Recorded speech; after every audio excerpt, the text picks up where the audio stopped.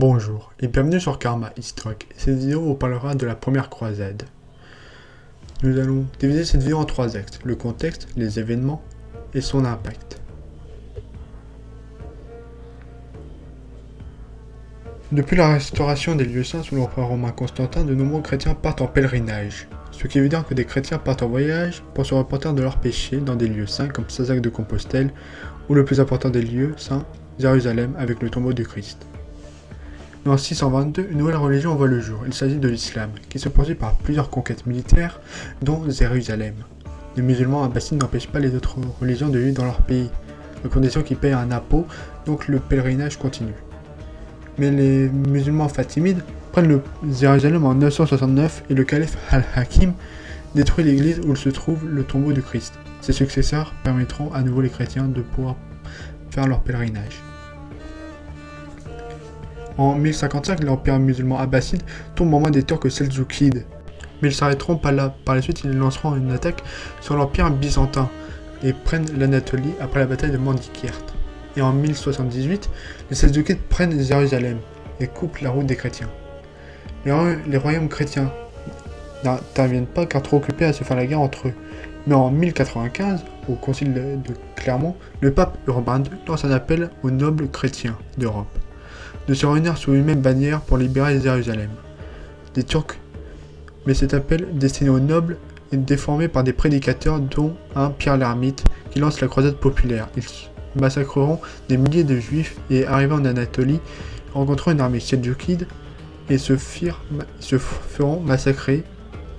C'est suite à cet événement que les nobles et les barons d'Europe chrétienne lanceront la croisade.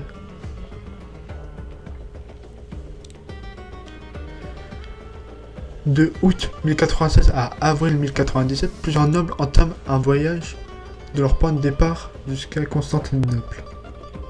À leur arrivée, l'empereur Alexis Ier demande à voir les seigneurs de ses troupes croisées qui nomment les Francs. Mais Alexis Ier arrive à avoir un accord avec ses croisés. Les croisés devront redonner les terres perdues aux Byzantins et rendre la Terre Sainte aux chrétiens.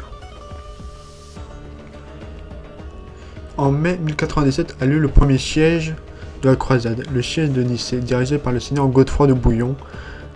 La ville est reprise par les Byzantins le 26 juin 1097. Les croisés commencent à se méfier d'Alexis. Après plusieurs batailles, ils prennent la ville d'Édesse qui rendent aux chrétiens arméniens. Mais le gouverneur d'Édesse se fait assassiner et c'est un baron croisé nommé Baudouin qui prend le pouvoir et crée le comté d'Édesse. Il s'agit du premier état latin d'Orient. Le 21 octobre 1097, toutes les troupes croisées se rendent à Antioche pour préparer un siège et ce siège durera jusqu'en juin 1098, où ils arrivent à prendre la ville et à placer un drapeau à la plus haute tour d'Antioche. Mais après avoir pris la ville, une armée de 30 000 hommes menée par le turc émir de Mossoul Kirboga, arrive à Antioche et les croisés sont assiégés.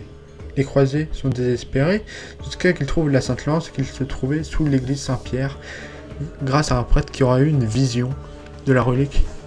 Après avoir trouvé cette relique, il lance un assaut sur l'armée qui réussit. Les croisés ne font plus confiance aux Byzantins car l'empereur Alexis Ier avait envoyé des troupes en renfort pour aider les croisés. Il retourna à Byzance en voyant que les forces turques étaient bien plus nombreuses que son armée. Le 14 juin 1098, tous les croisés reprennent la route vers Jérusalem, sauf Bohémond, l'homme qui a mené l'assaut face aux Turcs de Kirboga et qui crée la principauté d'Antioche. Mais en août 1098, Jérusalem passe aux mains des chiites fatimides, qui ne maltraitent pas les chrétiens, mais au point où ils sont, ils refusent de faire machine arrière. Ils arrivent devant Jérusalem le 7 juin 1099.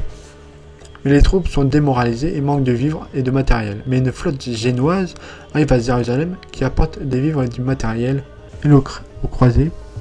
Les croisés lancent une attaque le 14 juillet 1099. Les croisés font aucun quartier et massacrent toutes les personnes non chrétiennes. Après avoir pris Jérusalem, les croisés créent le royaume de Jérusalem avec comme roi Godefroy de Bouillon, qui est le frère du comte d'Édesse, qui prend le titre dévoué du Saint-Sépulcre. Les Fatimides lancent une contre-attaque qui échoue, ce qui met fin à la première croisade. Suite à la première croisade, certains croisés quittent la Terre Sainte pour entrer en Europe, mais d'autres resteront en Terre Sainte pour garder un État au Moyen-Orient, nommé État latin d'Orient. Dans le quatrième État latin, le comté de Tripoli, créé en 1102. Mais au fil des années, des tensions renaissent entre les chrétiens et les musulmans, qui lanceront une deuxième croisade quasiment 50 ans après la première.